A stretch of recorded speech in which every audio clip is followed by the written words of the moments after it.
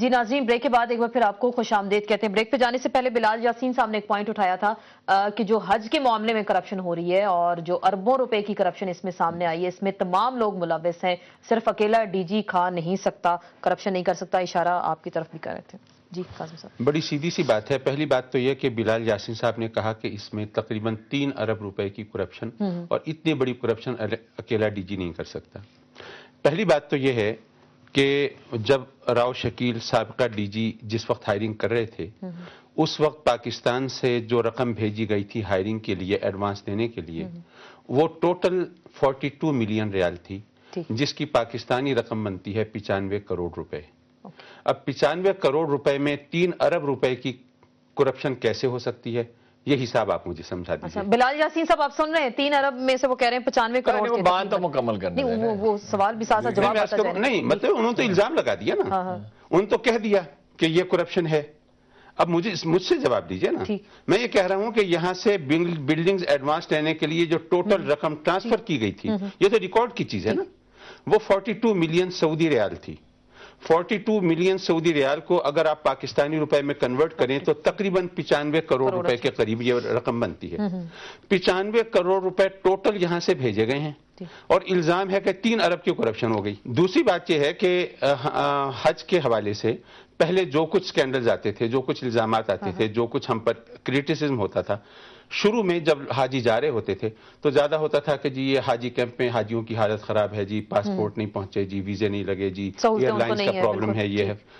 کوئی ایک بات اس دفعہ ایسی سامنے نہیں آئی، اس کا کوئی ذکر نہیں ہے۔ اس کی مہنگی رہائش گاہوں کا بار بار یعنی صرف ایک میں عرض کر رہا ہوں، صرف ایک رہائش گاہ کے علاوہ اور کوئی چیز، لیکن اس میں بھی کہا جا رہا ہے 1600 سے لے کے 1700 سے 1800 ریال تک ایک بندے سے کھایا گیا۔ وہ تو شروع سے آپ بات کر رہی ہیں نا، وہ بات آپ ریپیٹ کرتی رہیے، میں سنتا رہوں گا۔ میں عرض کر رہا ہوں پہلی تو یہ چیز کلیئر کیجئے کہ باقی جتنے فیلڈ سے وہ سب کلیئر ہیں، صرف ایک ہی پر اعتراض ہو رہا ہے نا۔ اب اس کے حوالے سے آ جائیے، جیسے اب سعودی شہزادے کے حوالے سے خط پر آپ نے بھی ذکر کیا، اب اس پر تھوڑی سی توجہ کیجئے۔ آپ نے خود بتایا کہ اس میں انہوں نے یہ الزام لگایا کہ جی میں 3350 ریال فی حاجی کے حساب سے بلڈنگ دے رہا تھا، لیکن انہوں نے وہ بلڈنگ نہیں لی، اور 3500 میٹر سے فاصلے پر جا کر انہوں نے 3600 ریال فی حاجی پر بلڈنگ ہائر کی۔ اب یہ معاملہ جو ہے یہ اس وقت کا نہیں ہے جب سابقہ ڈی جی حج جو تھے، اس وقت کی بات نہیں ہے، یہ ان کے بعد جب ہمارے فیڈرل سیکرٹری آپ ہائرنگ کے لیے گئے ہیں، یہ اس وقت کی بات ہے۔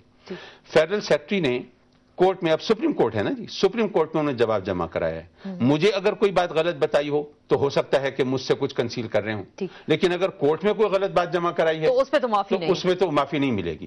کورٹ میں انہوں نے جواب یہ دیا ہے کہ جی یہ جو کہہ رہے ہیں کہ 3500 میٹر کے فاصلے پر ہم نے 3600 ریال فی گز کے حساب سے بلڈنگ لی ہے، تو ریکارڈ موجود ہے، آپ دیکھ سکتے ہیں کہ جی 3500 بلکہ 3000 میٹر سے اوپر جتنی بلڈنگز ہیں ان سب میں سے کسی ایک کا کرایہ بھی 1600 ریال فی حاجی سے زیادہ نہیں ہے، نہیں لیا گیا۔ اچھا، اور اس کو مزید انہوں نے ثبوت یہ دیا کہ جو حاجی جس کا ہم نے تو 3600 ریال فی حاجی کے حساب سے کرایہ لے لیا نا، جس کو کم کرایہ کی بلڈنگ میں ٹھہراتے ہیں تو جو ڈیفرنس ہوتا ہے 3600 سے کم کا، تو وہ ہم حاجی کو حاجی کیمپ میں پاکستان میں سعودیہ روانگی سے پہلے ادا کر دیتے ہیں۔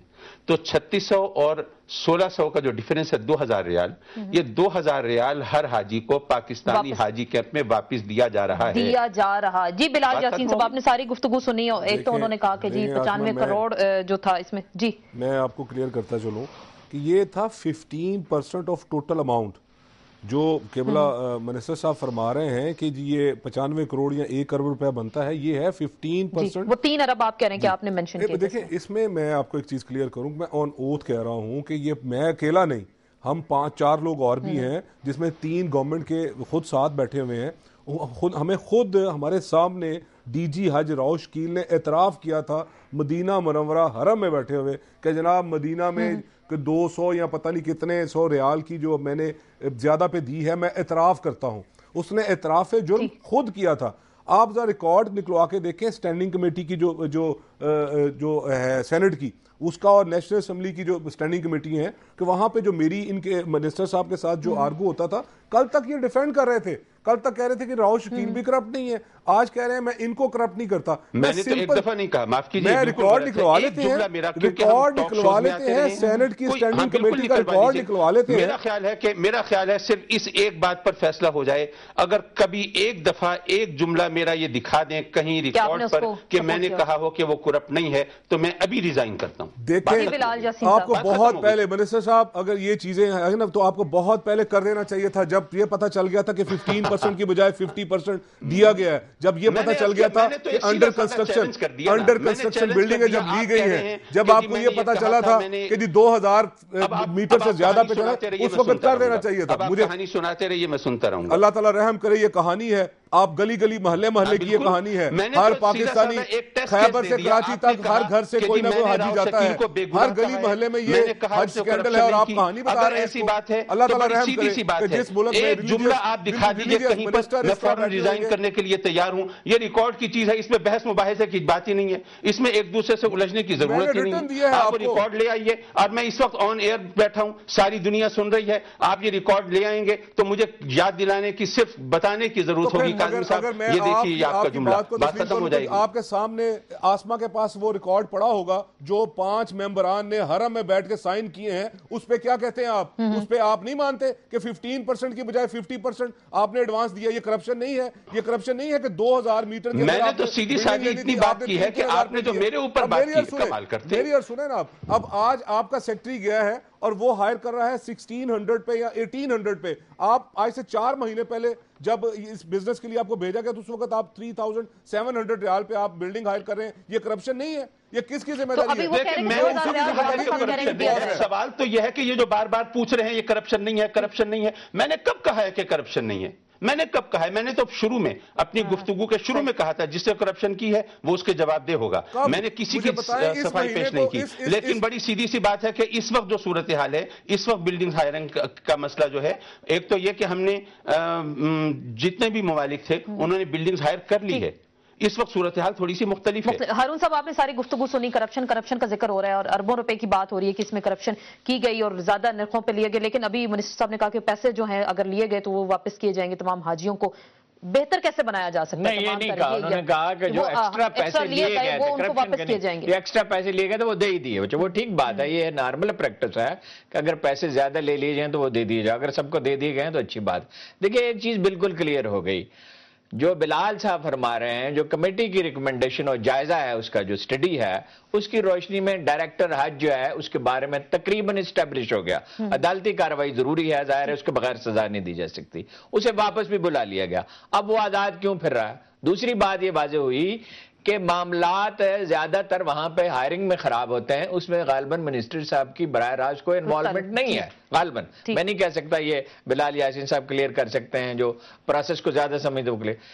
وزیر اعظم کی اب یہ براہ راست ذمہ داری ہے, یہ بات اسٹیبلش ہو گئی کہ ان لوگوں کو سزا دلوائیں اور آئندہ کے لیے یہ بندوبست کریں. ایک چھوٹی سی کمیٹی, اس میں 0 ٹالرنس ہونی چاہیے, ایک چھوٹی سی کمیٹی بنائیں. اور وزارت حج میں ایسا نظر آتا ہے کہ اس کی تشکیل نو کی ضرورت ہے, اس میں وہ افسر ہونے چاہیے جو اس معاملے کی نزاکت اور نوعیت کو سمجھتے ہوں. دیکھیے صلاح الدین ایوبی کے زمانے میں سارے مڈل ایسٹ میں جنگ ہو رہی تھی, اور یہاں پہ ایک ایسے شخص حکمران تھا جو حاجیوں کو پریشان کرتا تھا, تو اس نے اس کے ساتھ ڈیل کی کہ اتنے پیسے سالانہ میں تمہیں دینے کے لیے تیار ہوں, لیکن ایک حاجی کو بھی پریشان ہونے نہیں چاہیے. یہ معاملے کی نزاکت ہے. دیکھیے یہ بڑی بے حسی کی بات ہے کہ ہم اس معاملے کی نزاکت کو نہ سمجھیں. اور ہمارا میڈیا کا معاملہ بھی یہ ہے کہ جب بالکل آج سر پہ آ جاتا ہے تو ہم خبریں چھاپنی شروع کرتے ہیں. اس کا 3 مہینے پہلے جائزہ لینا چاہیے. اسمبلی کو بھی, کمیٹی نے تو اس دفعہ کام کیا, اسمبلی کو بھی, اور میڈیا کو بھی 3 مہینے پہلے. جی آخری بات, آپ مختصراً تجاویز تو انہوں نے بڑی اچھی دی, پرائم منسٹر پہ اس کو ایکشن لینا چاہیے, اور اتنا مقدس فریضہ اگر اس میں کرپشن ہوتی ہے, کمیٹی ایک اچھی اسمبلی کی بنا دیں, اور منسٹر صاحب ان سے مطمئن ہیں تو ٹھیک ہے, نہیں تو تبدیلی کرنا چاہیے تبدیلی کریں. براہ راست وزیر اعظم کی ذمہ داری ہے, اور ان کو ٹیم ٹھیک دیں. جی میری گزارش یہ ہے کہ اب چونکہ حج بالکل سر پہ ہے اور ذی الحج کا چاند نظر آ چکا ہے, تو حج کے بعد یہ یقیناً ری شفلنگ منسٹری کے اندر ضروری ہے. ہارون رشید صاحب بالکل درست فرما رہے ہیں, لیکن ایک بات میں عرض کروں گا, پچھلے دنوں میرے خلاف جس طرح میری ذات کو جس طرح ہائی لائٹ کیا گیا, اسکینڈلائز کیا گیا, اس سے پتہ چل رہا ہے کہ مجھے اور میری منسٹری کو टारगेट खास तौर पर जानबूझ के आप कह रहे हैं। बहुत बहुत शुक्रिया हामिद सईद काज़मी साहब, हारून रशीद साहब, बिलाल यासीन साहब, आपका भी शुक्रिया। आज के प्रोग्राम में हज के इशू पे बात हुई, करप्शन जिसमें सामने आई, उस हवाले से भी हमने जो मुख्तलिफ इल्जामात लगे हामिद सईद काज़मी साहब से जवाब दिया। आखिरी बात हारून रशीद साहब ने बड़ी अहम की कि प्राइम मिनिस्टर को इस पे एक कमेटी तश्कील दे देनी चाहिए और मामले की नजाकत का एहसास करना चाहिए। बहुत ही मुकद्दस फरीजा है और इसमें अगर करप्शन होती है तो फिर बहुत सारे जो सवालात हैं उठते हैं और इसमें मीडिया की भी रिस्पॉन्सिबिलिटी है, इस तरह के अहम इश्यूज को भी हाईलाइट करना चाहिए। इसके साथ ही इन सेशन से आसमा चौधरी को इजाजत दीजिए। अल्लाह हाफिज।